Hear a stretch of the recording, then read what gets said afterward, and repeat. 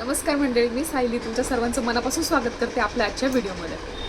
तर तुम्ही कधी स्वतःशी बोलता का?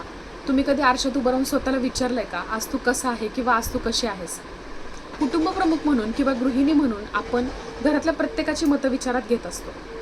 मुलं असतील तर त्यांना आजचा दिवस कसा गेला, घरात बाकीच्या लोकांना आजचा तुमचा दिवस कसा गेला असं विचारतो. पण जेव्हा स्वतःशी बोलण्याची वेळ येते तेव्हा आपण काय बोलतो की माझ्याच्याने काही धड होतच नाही, मी आळशीच झालेले, माझ्याच्याने कामच होत नाही, मी जाड झाले, माझ्यात तो उत्साहच राहिलेला नाही आहे. हा आपला आतला आवाज असतो. याचाच अर्थ आपण स्वतःशी काही ना काहीतरी बोलत असतो. बाकीच्यांशी जेव्हा आपण बोलतो तेव्हा आपण आपले शब्द किती विचारपूर्वक किंवा मोजून मापून वापरतो. पण जेव्हा स्वतःशी बोलण्याची वेळ येते तेव्हाच हे शब्द किती कठोर होतात आणि याच्यामुळेच आपला आत्मविश्वास कमी होत असतो. तर आजच्या व्हिडिओमधून आपण सेल्फ ॲफर्मेशनबद्दल थोडंसं जाणून घेणार आहोत. आपण दिवसभर उठून किती धावपळ करत असतो, घरासाठी, कुटुंबासाठी, नोकरीसाठी, व्यवसायासाठी. पण सरते शेवटी आपण आपल्याला स्वतःला कुठंतरी कमी लेखतो की आज माझ्याच्याने हे काम झालं नाही, आज काहीतरी करायचं परत राहून गेलं, आज माझं टार्गेटच राहून गेलं, आज माझी ही फाईल कंप्लीट करायची राहून गेली, आज माझं घरातलं थोडंसं किचनमधलं आवरायचं राहून गेलं. याचाच अर्थ आपण झोपताना स्वतःला नकारात्मक सूचना देत असतो. आपण दिवसभर कितीही चांगलं काम केलं तरी आपल्या विचारात किंवा आपल्या डोक्यात फक्त त्या निगेटिव्ह गोष्टीच राहतात ज्या आपल्याकडनं राहून गेलेल्या आहेत, जे आपण सतत निगेटिव्ह बोलत असतो की मी किती जाड आहे, मी किती आळशी आहे, माझ्याच्याने कामच होत नाही. आणि याच वेळी आपल्याला सेल्फ ॲफर्मेशन किंवा सेल्फ पॉझिटिव्ह ॲफर्मेशन्स कामी येतात. ॲफर्मेशन हा शब्द आपण आजकाल नेहमी सगळीकडे ऐकतो. ॲफर्मेशन म्हणजे असं नाही की मी बोलले, जादूची कांडी फिरली आणि ती गोष्ट खरी झाली. एखाद्या पर्टिक्युलर वेळेला पर्टिक्युलर वाक्य बोललं म्हणजे ते लगेच खरं होतं असं नाही. ॲफर्मेशन म्हणजे आपल्या अंतर्मनावर किंवा सबकॉन्शियस माइंडवर हळूवारपणे केलेले संस्कार असतात. थोडक्यात सांगायचं झालं तर सबकॉन्शियस माइंड किंवा आपलं जे अंतर्मन आहे हे लहान मुलासारखं आहे, ज्याला तुम्ही पॉझिटिव्ह बोलून हळूवारपणे एखाद्या चांगल्या गोष्टीसाठी घडवायचं असतं किंवा ती गोष्ट घडवून आणायची असते. जेव्हा दिवसभरातून आपण निगेटिव्ह बोलत असतो त्याच वेळी आपल्याला या सकारात्मक स्वयंसूचना म्हणजेच सेल्फ पॉझिटिव्ह ॲफर्मेशन्स कामी येत असतात, ज्याच्यामुळे ॲक्च्युअलमध्ये कितीतरी लोकांचे नशीब बदललेले आहेत. तर आपण जाणून घेऊया पॉझिटिव्ह ॲफर्मेशन्सबद्दल. तर सगळ्यात पहिलं याचे फायदे काय?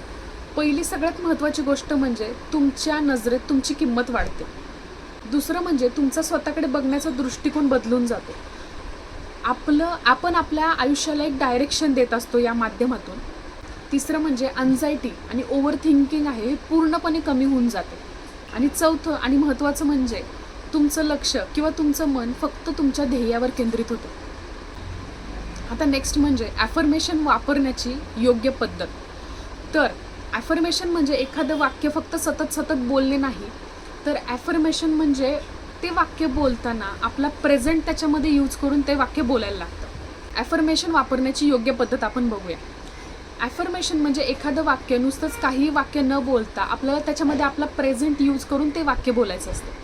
फॉर एक्झाम्पल सांगायचं झालं तर मी निरोगी असते किंवा मी निरोगी राहीन असा शब्द किंवा असं वाक्य न वापरता मी निरोगी आहे, मी शांत आहे, मी संयमी आहे असं वाक्य आपल्याला वर्तमान काळात बोलावे लागते. दुसरं म्हणजे तुमच्या बोलण्याला किंवा तुमच्या त्या वाक्याला इमोशन्सची जोड द्यायला लागते. तुमच्या भावना त्याच्यामध्ये तुम्हाला ॲड करायला लागतात, म्हणजे हे वाक्य मनापासून बोललं जावं. तिसरं आणि महत्त्वाचं म्हणजे आपलं ॲफर्मेशन आपल्या प्रॉब्लेमनुसार आपल्याला चेंज करता आलं पाहिजे. नुसतंच जमत नाही आहे म्हणून काही न बोलता जर तुम्हाला पॉझिटिव्ह नसेल जमत तर ॲटलिस्ट निगेटिव्ह तरी बोलू नका. म्हणजे ॲफर्मेशन बोलताना आपलं वाक्य तटस्थ ठेवा.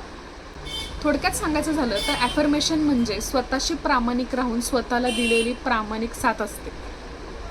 आता आपण बघूया ॲफर्मेशन बोलण्याची योग्य वेळ.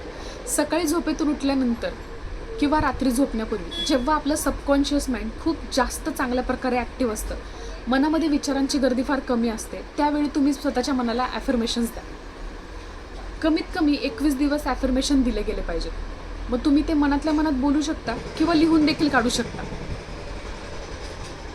माझ्या मते लिहून काढणं सगळ्यात जास्त बेटर, कारण तुम्ही जेव्हा लिहिता तेव्हा तुमचं मन खूप चांगल्या प्रकारे केंद्रित झालेलं असतं. तर सांगायचं झालं तर तुमचं आयुष्य परफेक्ट असेल किंवा परफेक्ट असलंच पाहिजे असं काही नाही, पण तुमचा जो आतला आवाज आहे ना हा कायम तुमच्याबरोबर पॉझिटिव्हच पाहिजे.